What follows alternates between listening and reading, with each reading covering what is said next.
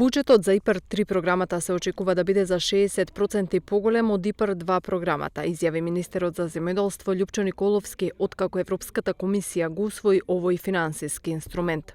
Со ИПАР-3 програмата ќе продолжат мерките за инвестиции во примарно земјоделско производство, за преработка на земјоделски производи и развој на различни деловни активности во рурални средини, како инвестиции за производство на прехранбени производи, текстил, преработка на дрво, дестилари, изработка и изградба на хотели, градинки, домови за стари лица и така натаму.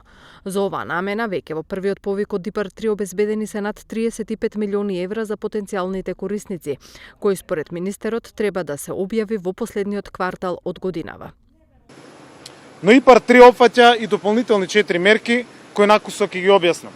Тоа е првата, инвестиции во рурална јавна инфраструктура, мерка која што беше дел од ИПАР-2 програмата, но не беше акредитирана и која што ќе биде од голема помош за локалната самоуправа.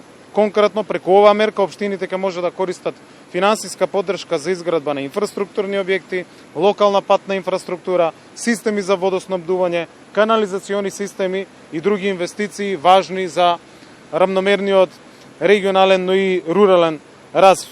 Очекувам дека во ИПАР-3 програмата оваа мерка навистина ќе направиме се да започне со реализација.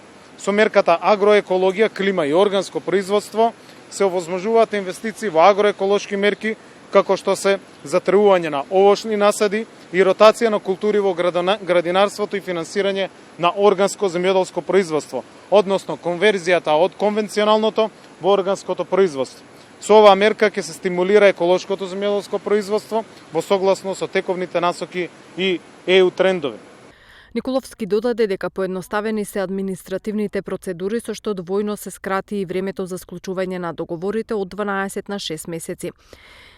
Според него досега склучени се 2270 договори со вкупна вредност на инвестиција од 70 милиони евра. Новина во ИПАР-3 ќе биде предфинансирање на инвестициите, односно секој еден корисник кој ќе аплицира ќе има можност да добие од 30 до 50% предфинансирање со самото склучување на договорот за проектот.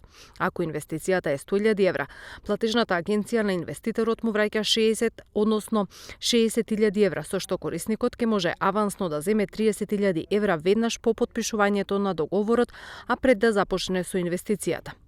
Исто така, корисник на ИПАР може да биде здружено правно лице за колективни инвестиции во примарно производство или преработувачка индустрија, со што се отвара опција за мерките да конкурираат задруги, организација или група производители, правно лице формирано од повеќе индивидуални производители регистрирани во Министерството, како и правно лице формирано од здружение или асоциација.